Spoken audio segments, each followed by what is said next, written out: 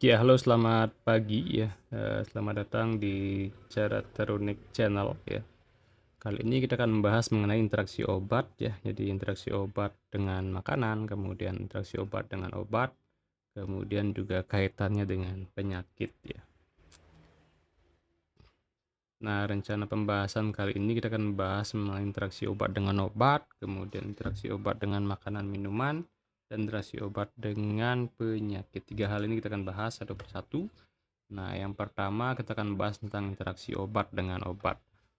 Nah, definisi dan jenis interaksi obat ya. Jadi interaksi obat terjadi ketika satu obat itu mempengaruhi efek dari obat lain yang dapat berpotensi bahaya. Nah, kadang-kadang kan obat serangan obat itu bisa memberikan efek gabungan ya, atau memperkuat salah satu zat aktif di dalam obat itu, atau jangan-jangan meniadakan zat aktif di dalam obat tertentu ya. Jadi seperti itu. Nah, makanya kita harus mengetahui interaksi ini. Nah, biasanya sih yang lebih dalam mempelajari interaksi obat itu adalah apoteker ya. Kemudian interaksi farmakokinetik ya. Jadi interaksi ini berkaitan dengan terjadinya satu obat mempengaruhi absorpsi, distribusi, metabolisme, dan eliminasi obat lainnya. Jadi misalnya obat A itu ketika kita berikan dimakan berbarengan dengan obat B itu mempengaruhi absorpsi obat B itu misalnya. Nah, itu interaksi farmakokinetik. Kemudian interaksi farmakodinamik ya. Di sini obat-obatan saling mempengaruhi efeknya. Dapat meningkatkan atau mengurangi satu sama lain seperti yang saya jelaskan di awal. Nah, itu interaksi-interaksi obat yang terjadi antar obat yang mempengaruhi farmakokinetik dan farmakodinamik obat tersebut. Kemudian dampak klinis dari interaksi obat dengan obat ya. Jadi interaksi obat dapat mengurangi efektivitas obat ya, dan mengakibatkan pengobatan yang tidak optimal dan berpotensi memperburuk kondisi pasien gitu ya. Kemudian risiko efek samping juga ya, jadi bisa meningkatkan risiko efek samping yang serius. Kemudian akibat dari interaksi obat yang memerlukan perhatian dan pengawasan medis yang lebih ketat. Kemudian manajemen interaksi ya, manajemen yang tepat terhadap interaksi obat sangat penting terutama bagi pasien dengan pengobatan kompleks yang membutuhkan banyak obat. Nah, makanya di setiap obat itu pasti ada keterangan di sana ya, indikasi, kontraindikasi, atau jika kalian membaca di buku tentang kumpulan obat-obat itu pasti ada di sana ya. Makanya dan tenaga kesehatan itu harus memahami hal ini. Walaupun kalau keperawatan itu nggak harus sedetil itu mempelajarinya, setidaknya kalian tahu bahwa obat ini bisa dikonsumsi berbarengan nggak atau tidak. Dan kalau mungkin kita nggak memahami, ya mungkin kita bisa koordinasi dan konsultasi dengan apoteker, sehingga ketika kita memberikan edukasi ke pasien, itu bisa match. Jadinya pasien mendapatkan informasi yang terbaik dari obat ini, apa interaksinya gitu, dan apakah boleh dikonsumsi berbarengan. Nah, ini perlu banget diketahui. Kemudian cara mencegah dan mengelola interaksi obat dengan obat. Nah, jadi ini penting sekali. Pertama kita memahami yaitu riwayat medis ya. Jadi pengambilan riwayat medis yang terperinci membantu mengidentifikasi semua obat yang dikonsumsi pasien untuk mencegah interaksi ya. Jadi makanya kadang-kadang kan dikaji apakah pernah mengalami alergi terhadap obat tertentu gitu ya. Kemudian edukasi pasien tentang risiko interaksi obat penting agar mereka dapat mengambil keputusan tepat mengenai pengobatan. Jadi itu udah kita harus edukasi pasiennya ya. Kemudian pemantauan ketat. Pemantauan yang ketat terhadap pengobatan pasien memastikan pengobatan tetap efektif dan aman dengan meminimalisir risiko interaksi ya. Jadi makanya yang 24 jam mengawasi pasien adalah perawat. Jadi ketika dia diberikan obat kita harus nanya gimana eh, respon pasien terhadap obat.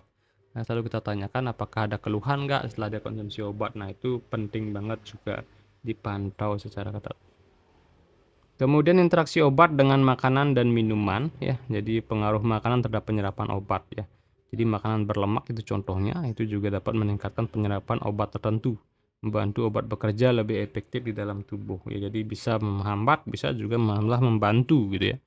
Kemudian makanan berserat tinggi. Nah, makanan yang kaya akan serat dapat mengurangi efektivitas beberapa obat dan juga menghambat penyerapan dalam sistem pencernaan. Nah, ini juga kita harus ketahui ya bahwa makanan pun dapat mempengaruhi penyerapan obat. Kemudian jenis makanan dan minuman yang mempengaruhi terapi obat. Nah, misalnya ini ya, pengaruh jus grapefruit, jadi anggur ya, dapat mempengaruhi metabolisme obat, sehingga sangat penting untuk menghindarinya saat kita konsumsi obat. Kemudian susu juga ya, susu dapat mengikat beberapa obat, mengurangi efektivitasnya, sehingga pasien perlu diberitahu tentang hal ini. Jadi kadang-kadang kan orang konsumsi obat sambil minum susu gitu ya, nah, itu harus diberi jarak ketika dia konsumsi obat. Kemudian alkohol dan obat juga. Nah, konsumsi alkohol dapat berobat, saat berobat juga bisa menimbulkan interaksi berbahaya, sehingga perlu dihindari oleh pasien. Makanya kalau pasien mengalami atau dia sedang konsumsi alkohol ya, jadi tolong dihindari untuk diberikan obat. Ya, karena ada beberapa obat yang sangat terganggu proses penyerapan dan juga akan berinteraksi dengan zat ahli alkohol tersebut. Kemudian strategi untuk menghindari interaksi negatif ya. Jadi yang pertama adalah edukasi pasien ya, memberikan edukasi tentang cara dan waktu mengkonsumsi obat adalah kunci untuk mencegah interaksi negatif. Kemudian penyuluhan yang tepat. Jadi penyuluhan yang benar dapat membantu pasien memahami pentingnya cara konsumsi obat yang tepat. Nah, kadang-kadang kan tepat dosis gitu ya, dosis harus tepat. Kemudian tepat waktu ya, harus benar-benar waktunya juga harus tepat. Kemudian juga dipantau interaksinya ya. Jadi apakah obat ini boleh dikonsumsi berbarengan dengan obat yang lainnya, atau jangan-jangan berbarengan dengan konsumsi makanan dan minuman, itu juga harus dipantau karena saling berinteraksi atau saling mempengaruhi farmakokinetik dari obat tersebut ya. Nah, ini penting banget edukasi dan juga penyuluhan yang tepat.